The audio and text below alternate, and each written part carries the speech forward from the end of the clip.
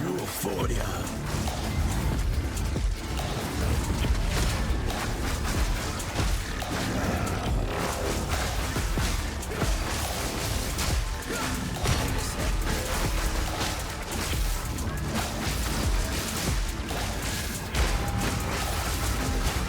Touch of cold pink will be.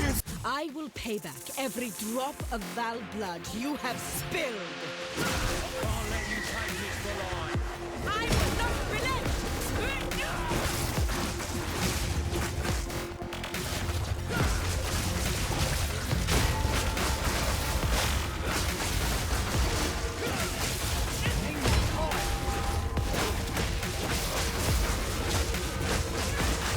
You will fall before us! Ali's wave!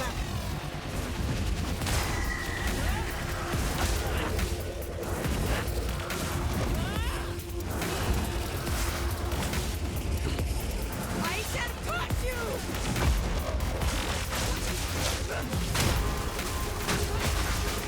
You are nothing but a look. Enough talk. Show me what you got.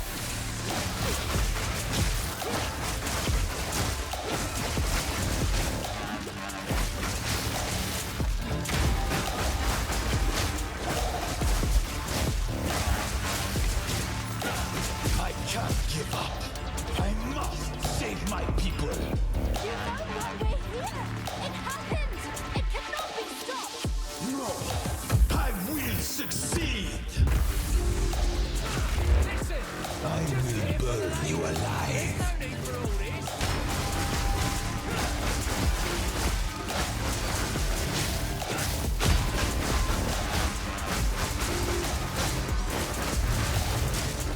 I plan for every contingency.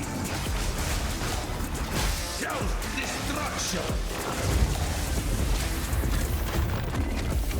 This is not over yet. The destruction of Axolotl will be repaid 1,000-fold. Hey everybody, I'm back. Just got the early end game. Here's how we're looking so far, pretty sick. Build's going really good. We're still rocking this level 55 staff that I upgraded from before going into Cruel and carried me all the way here.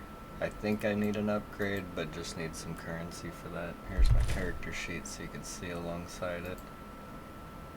We're going to be using Kotoka's current for sure throughout the rest of the time the build's carrying on. Just some generic ring. Should try to get better resists. Definitely. Decent chest armor. You're going to want to use the 3 Dragons mask for sure. And I got a lucky corrupt with extra spirit and that helped me out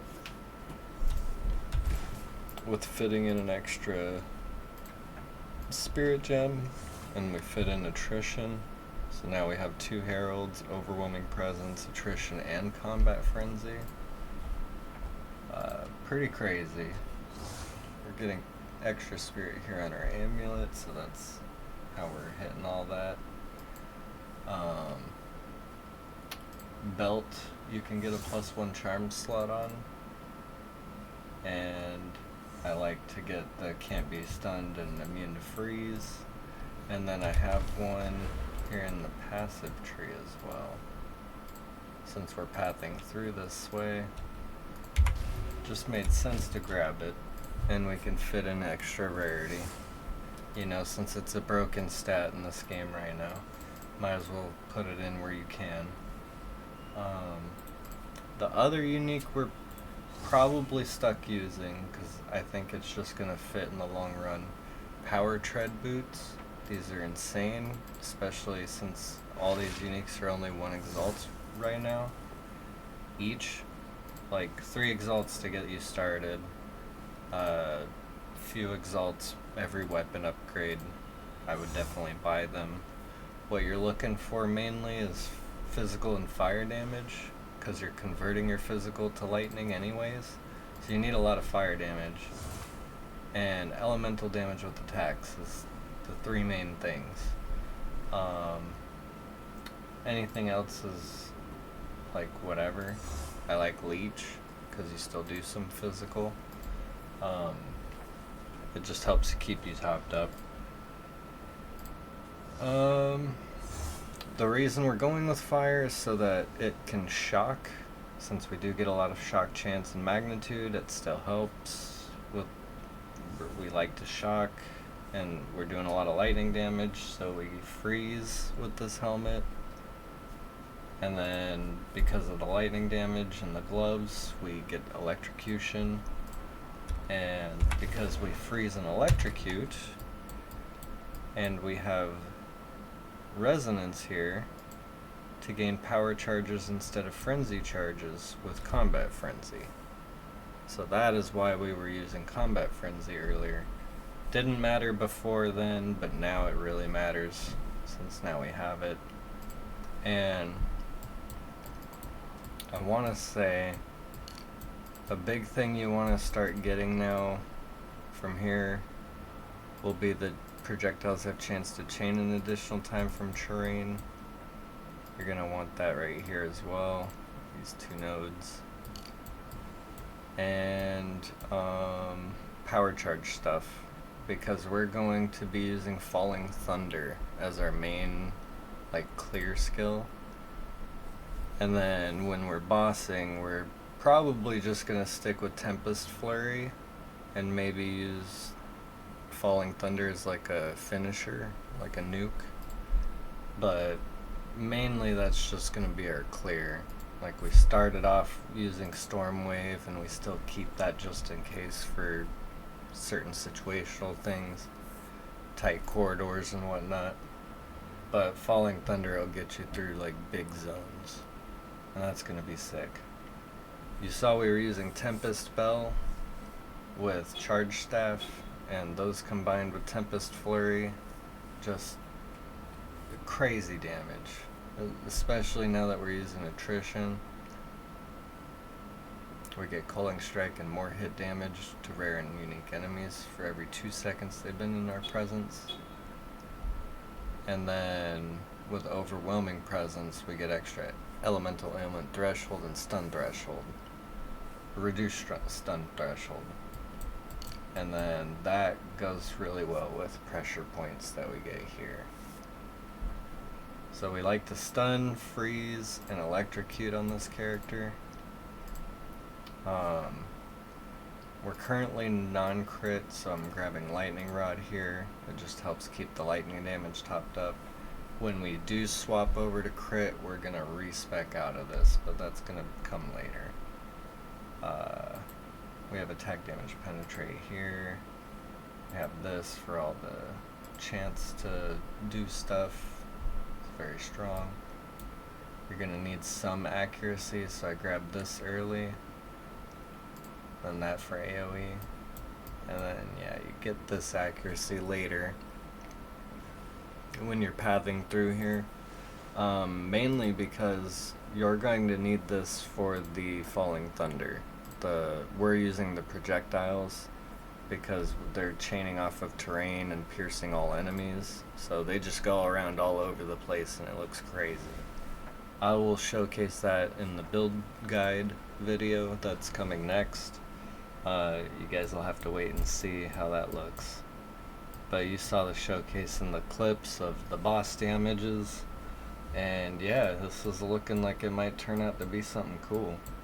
I'll show you what we're gonna go with after the power charge and chain thing that I was talking about. After I get those and, you know, got the build guide ready. And that will be maybe another week from when I upload this. So yeah. Is there anything I need to go over real quick?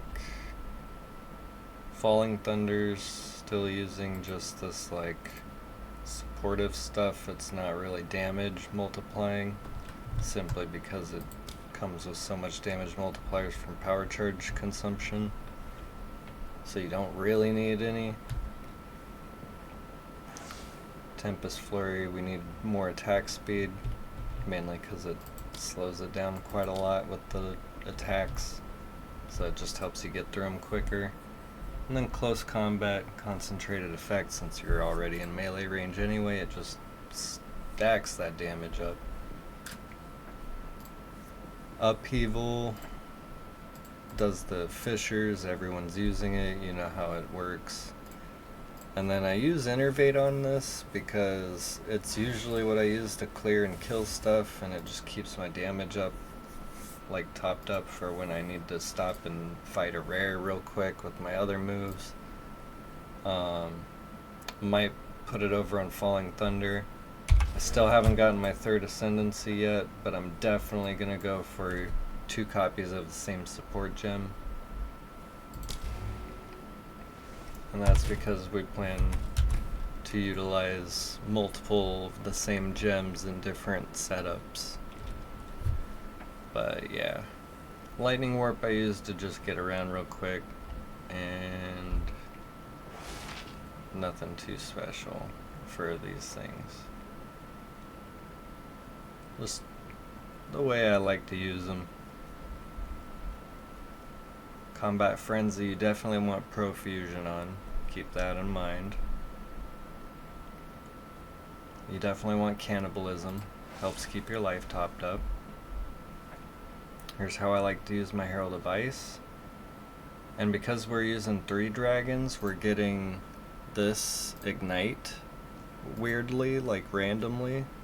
So this gives us an extra explosion. It's kind of cool. I like it. I've seen it go off from time to time. It's not frequent, but it does happen. And here's my Herald of Thunder. And I add fire damage so that it can shock. Because in this game, Herald of Thunder for some reason can still shock. They don't get rid of it. So I just add extra fire damage so that it has that chance to. And it already has a good chance to freeze. I don't really need it to. You'll see that the clear with these 2 together is kind of crazy. You've seen it in other builds, I'm sure, so I just figured I'd utilize the mechanics of multiple other builds, put them together, make my own. And yeah, we'll see what this looks like in the build guide. Hope you guys enjoy this so far. I'm gonna go do some maps and get through the rest of this content and see how this can do. Yeah, if you liked the video, please like it, subscribe to the channel, and thank you for watching, sticking by. See you guys later.